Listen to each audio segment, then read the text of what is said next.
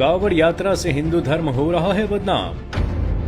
धर्म के नाम पर कौन बना रहा है लोगों को बेवकूफ। कावड़ के नाम पर कौन कर रहा है साजिश। क्यों हिंदू ही अपनी मान्यताओं का उड़ा रहे हैं मजाक। एक टाइम था जब सावन के महीने में कावड़ लिए कावड़िए किसी भी गली से हर हर महादेव और बोल बम का नारा लगाते हुए गुजरते थे तो लोग चाहे वो हिंदू हो या मुस्लिम हाथ जोड़कर खड़े हो जाते थे। लेकिन अब जब कावड़िए कहीं से निकलते हैं तो लोग अपनी जगह पर रुकते तो जरूर हैं, लेकिन इसमें श्रद्धा नहीं बल्कि डर होता है कि कहीं कावड़िए किसी बात पर गुस्सा होकर उन्हें पीटना ना शुरू कर दे। क्योंकि पहले जहां कावड़ यात्रा शांत तरीके से होती थी वहीं अब उसमें डीजे और ना जाने किन किन चीजों को शामिल कर लिया गया है, जिसे अगर कोई रोकने की कोशिश करता है तो वो उन कावड़ियों का नहीं सीधे हिंदू धर्म का दुश्मन बन जाता है, जिसे वो कावड़िए वहीं सजा देने के नाम पर पीटना शुरू कर देते हैं, फिर चाहे उन्हें रोकने वाला कोई बुजुर्ग ही क्यों ना हो। क्योंकि खुद को भगवान शिव का भक्त बुलाने वाले ये लोग मामूली भक्त नहीं है बल्कि ये तो मॉडर्न शिव भक्त हैं, जिनका मानना है कि भगवान शिव इनकी तभी सुनेंगे जब ये डीजे बजाकर सड़कों पर नशे करते हुए निकलेंगे।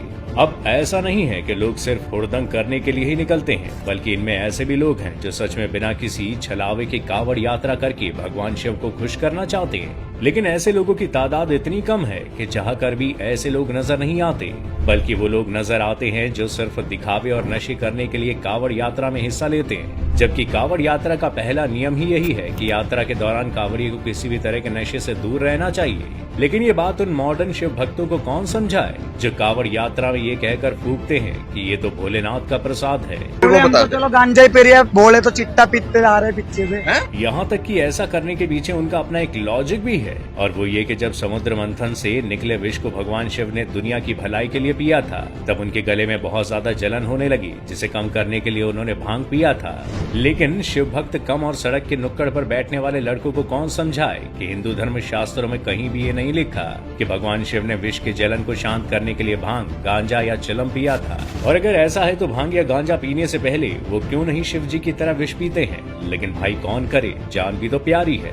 इसलिए जो लोग कावड़ यात्रा में भगवान शिव के प्रसाद के नाम पर जो नशा कर रहे हैं उन्हें ये समझना चाहिए कि ऐसा करके वो न सिर्फ भगवान का अपमान कर रहे हैं बल्कि हिंदू धर्म को भी बर्बाद कर रहे हैं। क्योंकि जब ये ऐसे लोग कावड़ यात्रा में नशा करके किसी से मारपीट करते हैं, ऐसे में जब उनकी वीडियो सामने आती है तब दुनिया भर के हिंदुओं का सिर झुक जाता है। क्योंकि ये तब शिव भक्त कम किसी गली मोहल्ले के गुंडे ज्यादा लगते हैं, जिसे देखते हुए कई बार कड़े फैसले भी लिए गए। जैसे 2022 में जब कावड़ियों के ग्रुप ने यूपी के कुछ इलाकों में हुड़दंग किया था तब यूपी के सीएम योगी आदित्यनाथ ने आदेश दिया था कि जो भी आदमी कावड़ यात्रा में शामिल होता है उसे अपने साथ किसी भी तरह धारदार चीज जैसे भाला ले जाने की परमिशन नहीं होगी। यहाँ तक कि उन्होंने डीजे बजाने को भी बैन कर दिया था।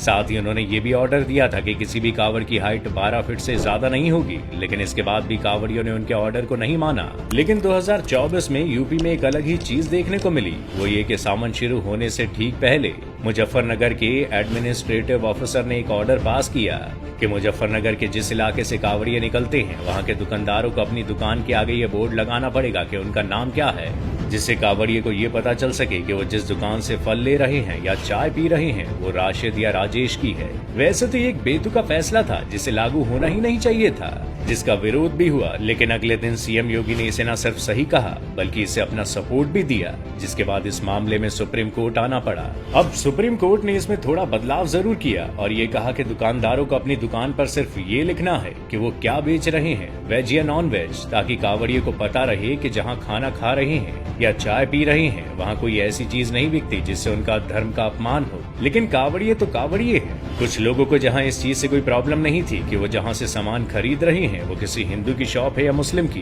पर वहीं कुछ ऐसे भी लोग थे जिन्होंने इसे अपनी शान की बात समझ ली और खुलेआम कहा कि वो किसी मुस्लिम की दुकान से पानी तक नहीं खरीदेंगे। जहाँ हिंदू की होटल होगी वहीं खाना खाएंगे, नहीं तो बिल्कुल भी नहीं खाएंगे। अब खरीदना या नहीं खरीदना उनकी अपनी मर्जी है। वैसे कावड़ यात्रा में सिर्फ यही एक प्रॉब्लम नहीं है बल्कि लॉ एंड ऑर्डर बनाए रखना भी एक बड़ी प्रॉब्लम है। क्योंकि जब भी सावन आता है सोशल मीडिया पर ऐसे वीडियोस की भरमार हो जाती है जिसमें कावड़िए एक छोटी सी गलती पर आम लोगों को तो छोड़िए पुलिस वालों को भी पीटना शुरू कर देते हैं।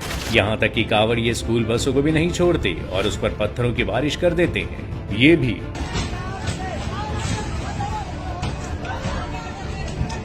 इसके अलावा पुलिस की गाड़ियों को आग के हवाले करना शायद उनके लिए कोई नई बात नहीं है और और तो और कई बार ये कांवड़िए आपस में ही लड़ना शुरू कर देते, जिसमें इनकी लड़ाई का सबसे बड़ा मुद्दा तो यही होता है कि दूसरे कांवड़िए के डीजे उनके डीजे से बड़ा और अच्छा क्यों है, जिसे देखने के बाद ये समझ नहीं आता कि भाई ऐसा करके ये कौन सी भक्ति कर रहे हैं। हम तो कांवड़ में जाने वालों से बस यही कहेंगे कि अगर वो बिना डीजे के भी भगवान शिव के पास जाएंगे तब भी शिव जी उनकी मनोकामना पूर्ण करेंगे। वेल, आज के लिए बस इतना ही। आपको हमारी ये वीडियो कैसा लगा हमें कमेंट करके जरूर बताइएगा और ऐसी वीडियोस के लिए डू फॉलो फैक्टिफाई।